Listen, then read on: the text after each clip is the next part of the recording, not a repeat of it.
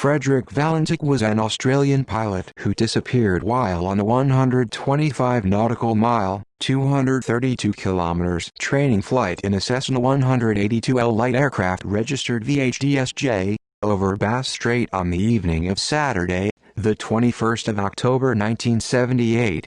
Described as a flying saucer enthusiast, 20-year-old Valentich informed Melbourne Air Traffic Control he was being accompanied by an aircraft about 1,000 feet, 300 meters above him, and that his engine had begun running roughly, before finally reporting, "It's not an aircraft." There were belated reports of a UFO sighting in Australia on the night of the disappearance. However, the Associated Press reported that the Department of Transport was skeptical a UFO was behind Valentich's disappearance, and that some of their officials speculated that Valentich became disorientated and saw his own lights reflected in the water, or lights from a nearby island, while flying upside down. Frederick Valentich born 1958, had about 150 total hours flying time and held a Class 4 instrument rating, which authorized him to fly at night, but only in visual meteorological conditions. He had twice applied to enlist in the Royal Australian Air Force, RAAF, but was rejected because of inadequate educational qualifications. He was a member of the RAAF Air Training Corps, determined to have a career in aviation. Valentich was studying part-time to become a commercial pilot but had a poor achievement record, having twice failed all 5 commercial license examination subjects, and as recently as the previous month had failed 3 more commercial license subjects. He had been involved in flying incidents, for example, straying into a controlled zone in Sydney, for which he received a warning, and twice deliberately flying into a cloud, for which prosecution was being considered. According to his father, Guido, Valentich was an ardent believer in UFOs and had been worried about being attacked by them. Details: Valentich radioed Melbourne Air Traffic Control at 7:06 p.m. to report that an unidentified aircraft was following him at 4,500 feet, 1,400 meters. He was told there was no known traffic at that level. Valentich said he could see a large unknown aircraft which appeared to be illuminated by 4 bright landing lights. He was unable to confirm its type, but said it had passed about 1,000 feet, 300 meters overhead and was moving at high speed. Valentich then reported that the aircraft was approaching him from the east and said the other pilot might be purposely toying with him. Valentich said the aircraft was orbiting above him and that it had a shiny metal surface and a green light on it. Valentich reported that he was experiencing engine problems. Asked to identify the aircraft, Valentich radioed, "It's not an aircraft." His transmission was then interrupted by unidentified noise described as being metallic, scraping sounds before all contact was lost.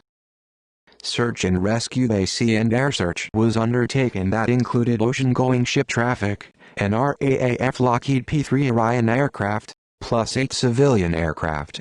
The search encompassed over 1,000 square miles. Search efforts ceased on the 25th of October 1978 without result. Investigation. A Department of Transport (DOT) investigation into Valentich's disappearance was unable to determine the cause, but that it was presumed fatal for Valentich. 5 years after Valentich's aircraft went missing, an engine cowl flap was found washed ashore on Flinders Island. In July 1983, the Bureau of Air Safety Investigation asked the Royal Australian Navy Research Laboratory (RANRL) about the likelihood that the cowl flap might have traveled to its ultimate position from the region where the aircraft disappeared. The Bureau noted that the part has been identified as having come from a Cessna 182 aircraft between a certain range of serial numbers which included Valentich's aircraft.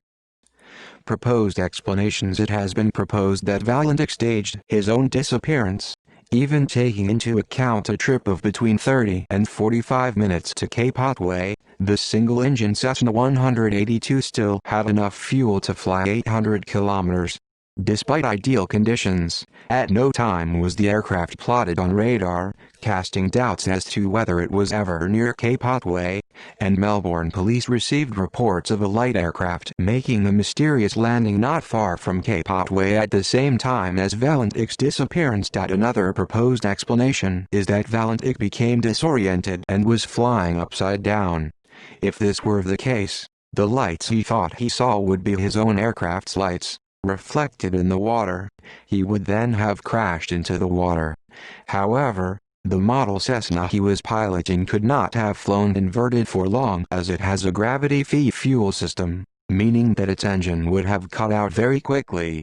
Yet another proposed possibility is suicide. However, interviews with doctors and colleagues who knew him virtually eliminated this possibility. A 2013 review of the radio transcripts and other data by astronomer and retired U.S. Air Force pilot James McGaha and author Joe Nickell proposes that the inexperienced Valentich was deceived by the illusion of a tilted horizon, for which he attempted to compensate and inadvertently put his aircraft into a downward, so-called, graveyard spiral, which he initially mistook for simple orbiting of the aircraft. According to the authors, the g-forces of a tightening spiral would decrease fuel flow, resulting in the rough idling reported by Valentich.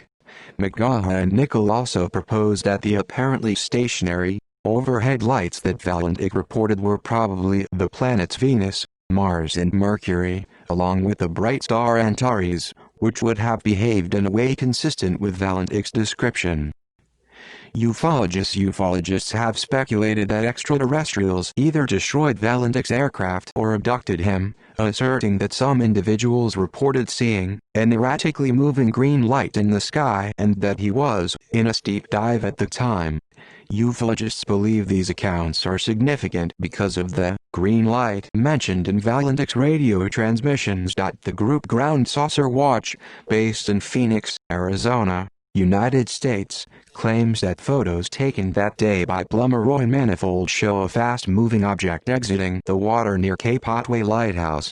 According to UFO writer Jerome Clark, Ground Saucer Watch argued that they showed a bona fide unknown flying object of moderate dimensions, apparently surrounded by a cloud-like vapor exhaust residue, although the pictures were not clear enough to identify the object. See also Australian ufology. Bass Strait Triangle Japan Airlines Flight 1628 incident, 1986 UFO sighting over Alaska. List of people who disappeared. Westall UFO. References. External links. Media related to Valentich disappearance at Wikimedia Commons. Department of Transport Aircraft Investigation Summary Report page 8. Department of Transport Aircraft Investigation Summary Report page 9. Department of Transport Aircraft Investigation Summary Report page 10. Australian Government National Archives Search. Dunning, Brian, the 22nd of October 2013. Skeptoid number 385, The Disappearance of Frederick Valentich. Skeptoid. Frederick Valentich at Find a Grave.